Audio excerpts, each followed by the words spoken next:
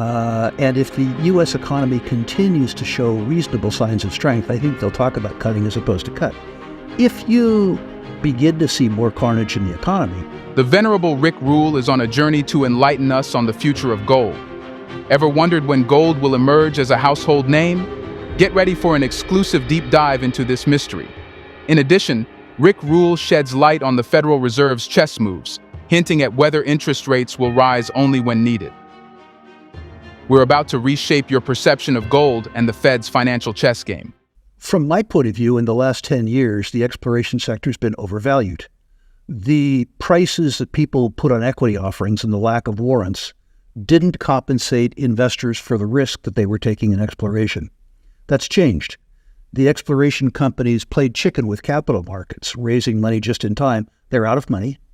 They need to come to investors, and the pool of investors is smaller than it used to be. Here I am.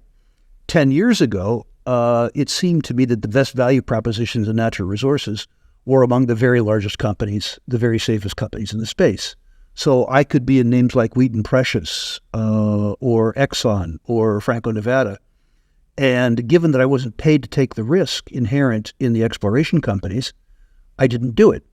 Now we're in a circumstance where some of these companies have done 10 years of good work. They're selling for a third of the price that they were selling for 10 years ago before they did the good work, and there's nobody competing with me on the bid. This is a wonderful circumstance, particularly, frankly, Charlotte, for a 70-year-old who isn't as able to work hard as he was 20 years ago. The fact that the younger, abler competitors of mine are on strike is just the very best possible circumstance for me. It's changed because companies that were adequately capitalized a year ago, some of them, have run out of money. Run out of money. I'll give you an example. This is not an investment recommendation. A former market darling, it's called Chakana, C-H-A-K-A-N-A. I think it ran up to probably, 80 or 90 cents some years ago. Reasonably successful exploration, so I believe that the market cap was probably justified by mineral inventory in some breccia pipes. Two great big targets. The people behind the company I know very well, high-quality people. Pre-money market cap, $6 billion. And they give me a full warrant. So if they have an exploration success, there's a real good chance of a 10-bagger or a 15-bagger with a full warrant. Now, people that play this game need to understand that in exploration, the most likely outcome in each investment decision that you make is failure. The most likely outcome is that you lose 20 or 25% before you can liquidate your holdings on a failure. But if the downside is 20 to 30%, but the upside is 1,500% with a warrant, it means that your real upside is 25 to 1.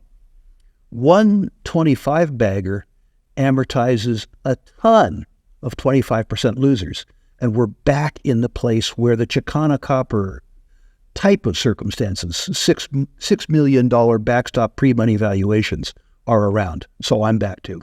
I think the Fed is hoping that they won't need to ease interest rates. I think that the Fed is hoping that they can talk about easing interest rates and have the economy loosen up. But the Fed, we're in front of the Fed, starting a new bank, so we talk to them a lot. The Fed recognizes that there's no fiscal discipline from Congress. And so the only thing that stands behind the U.S. economy and really idiotic inflation is the Fed.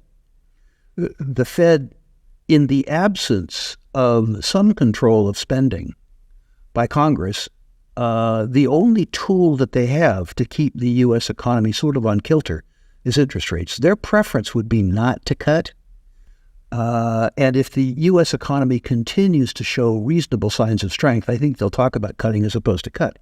If you begin to see more carnage in the economy, then of course they'll be forced politically to cut interest rates. I think their preference in the absence of restraint from Congress, which doesn't seem to be in Congress vocabulary, would be to keep interest rates higher for longer. I think it is still to come. I think from the point of view of generalist investors, non-industry investors, that the performance of the so-called Magnificent Seven, the big tech stocks as such, that the generalist investor believes that those companies have enough pricing power that they themselves are inflation hedges. Where is this thing?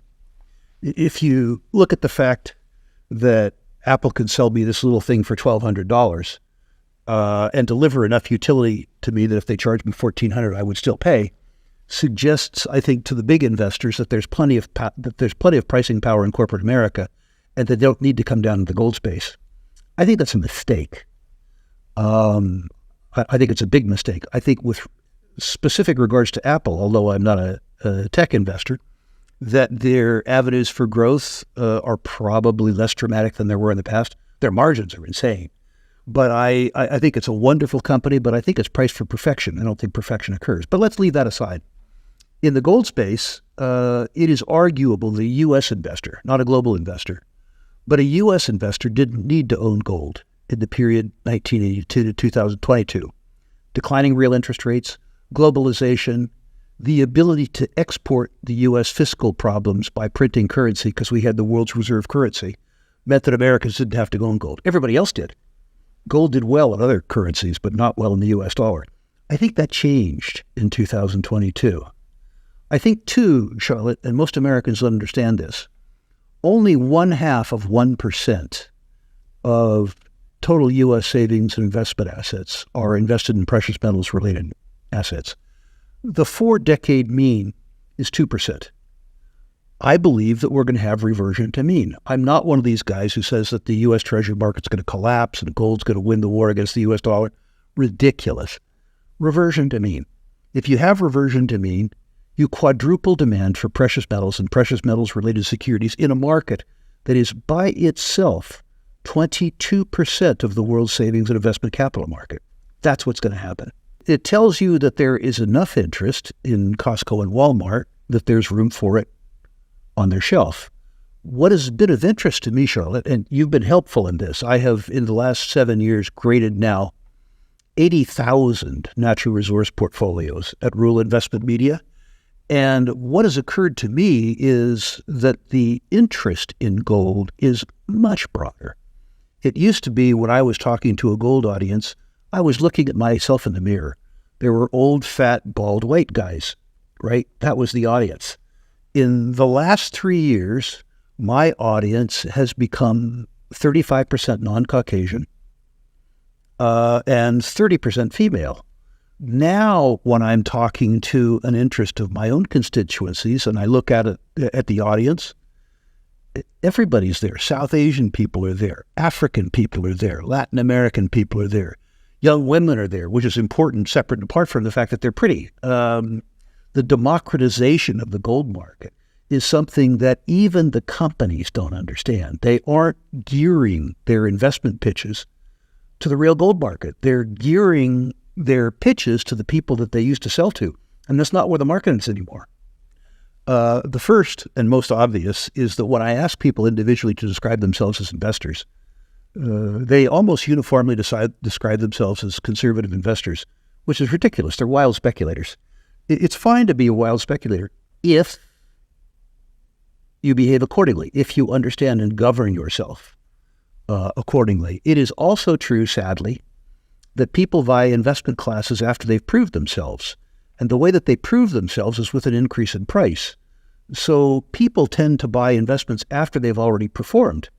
After they've performed, they don't need to perform anymore. So as an example, when I would come on your show when uranium was at $20 and say the uranium price has to go up or the lights are going to go out, nobody cared.